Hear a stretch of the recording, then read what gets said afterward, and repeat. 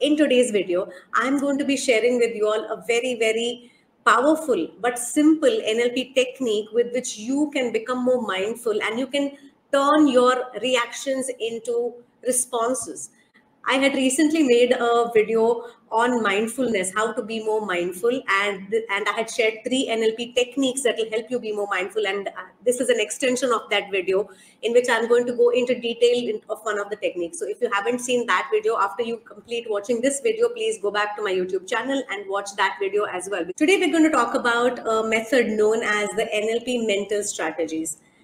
In the previous video, I had discussed about how one needs to start thinking about thinking, which means that the reason why most of the time we are not able to control our emotions is because, or our reactions is because it happens in a heartbeat. It happens in a second. Something has happened and you have reacted and it's too late now to do anything about it. But when we start becoming more mindful about our thoughts, our emotions, our body, it gives us that time to start thinking about what's happening and stretch that split second into, let's say, a couple of seconds so that you have choice to respond in the way that you want.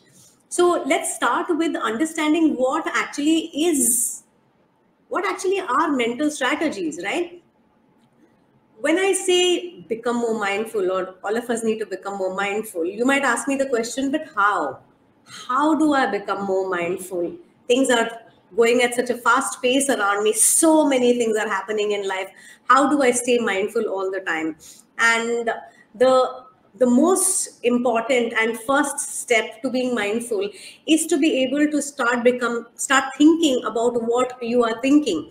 And our reactions don't happen only because of thoughts. So these are NLP mental strategies. NLP mental strategies are at any point in time. You need to be mindful of 3 things.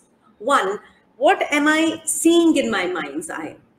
It is possible that you are responding to some mental visual at any point in time. Even right now, if you just focus on what you're thinking, you will notice that there are certain visuals that are there in the mind's eye. We see things, we see images from the past. We sometimes see our thoughts in the form of images or videos. Sometimes we are seeing visualizations of the future, what might happen. Sometimes fearful pictures of the future that make us anxious or make us angry. Or we might be seeing images of loving images, which makes us feel a completely different way, right? So 1, what am I seeing in my mind's eye? The second thing is, what am I hearing?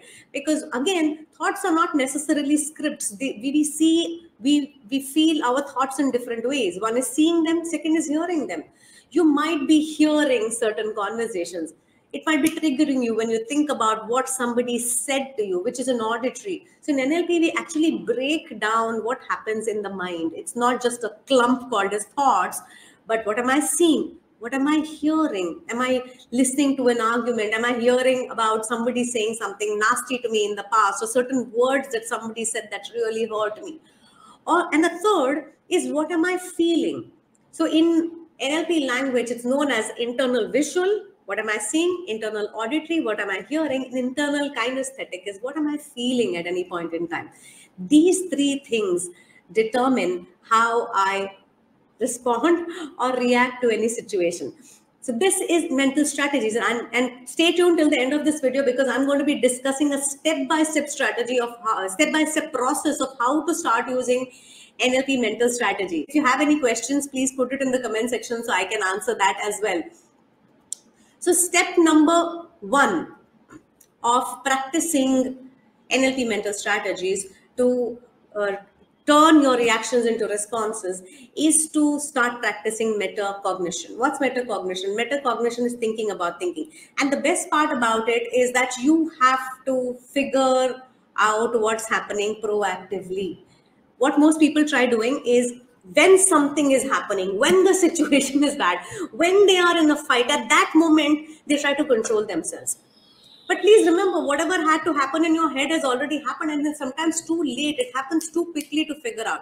So if there are certain situations in your life where you tend to get triggered and you react, like maybe with your child, you keep getting angry and you regret it later, or maybe with your peers or with your boss or in an official setup, you react and you don't want to be that way. Maybe you're too sensitive or you're too outrageous and you really want to be able to have control on yourself. It's important to start becoming mindful beforehand. Step number 2 is you got to elicit your strategy of what you do in your mind's eye before, proactively. Let me give you an example. Let us say every time your boss talks to you, you feel bad. Every time somebody gives you feedback, you feel bad. You feel you start becoming defensive, you react to their to feedback, and you feel that they're criticizing you and you're not able to take feedback.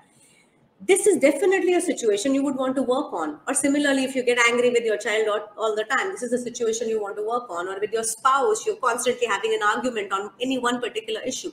This is something you want to start working on. So pick that situation that you want to work on and beforehand elicit your strategy. What do I mean by elicit your strategy? Go ahead and think that last time I reacted to this situation, last time I got angry with my child. One, ask yourself the question, what triggered me? What triggered me? Is it the sight of the dirty bed and shabby room trigger me? Is it that my child said something, spoke to me in a certain tone that triggered me? Is it my boss's sense of superiority that triggers me? Is it my lack of confidence that triggers me? What triggers you in that situation? It's very important to understand that. Secondly, to elicit your strategy, close your eyes and go back to that situation and think about, at that point in time, why did I react the way I did? What was I thinking in my mind? One, what visuals was I seeing? Maybe you were seeing pictures in your mind's eye of things from the past, situations from the past when your boss was critical towards you. Maybe you started seeing visuals of how everybody lets you down. Maybe you were looking at pictures of how hard you worked and yet your boss is criticizing you, right? So you might have seen certain pictures. Also, ask yourself, when I was in that situation, what was I saying to myself? Internal auditory. Was I telling myself, what's wrong with him? Why does he always criticize me? Why does this happen to me only? How am I going to get back to my boss? What were you thinking? What were you saying to yourself? Internal auditory. And third, what was I feeling? Was I feeling angry or dejected or frustrated or disappointed or let down or sad? What emotions was I feeling? What was my internal visual, my internal auditory, and my internal kinesthetic? It's a formula. It's a formula. You are doing some formula in your mind's eye because you saw that, because you said those things to yourself, because you were feeling certain things, you reacted the way you did. And step number 3 would be to decide, what am I going to do differently next time? Remember, you can never stop reactions when they are happening. You got to plan beforehand, and next time my boss starts giving me feedback, how am I going to react? Respond. What am I going to see in my mind's eye? What am I going to say to myself? And what am I going to choose to feel? And once you have decided that, start trying it out. Because it is possible that the first time you decide to do something differently, it might not happen. It might be that you end up reacting. You do what you used to always do, right? But it's important that you give yourself some time and some patience, because reactions happen. You got to condition yourself to keep trying to do it differently the next time, And final step is try and explore other perspectives. Sometimes we react not just because of what we are seeing in our mind's eye, but because plain, in blunt words, I'm telling you, we are cooking up stories. Many times we are cooking up stories. This means this. My husband came late means that he doesn't care for me. My wife has not done so and so today means that she's gossiping.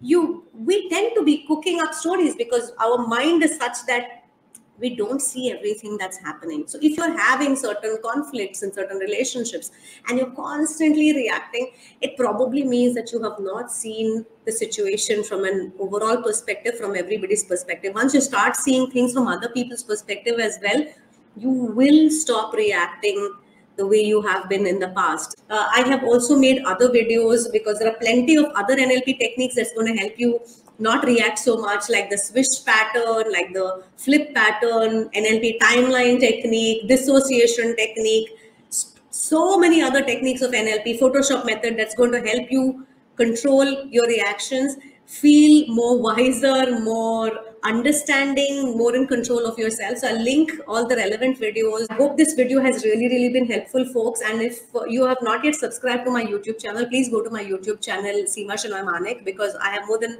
100 videos, powerful videos, NLP tutorials, and NLP techniques and other sciences with which you can transform your life. And consider following me on Instagram as well, Shenoy Manek NLP. Thank you very much, everybody, for joining me for this video. It was a pleasure speaking with you all, and I'm going to join you very soon with another video.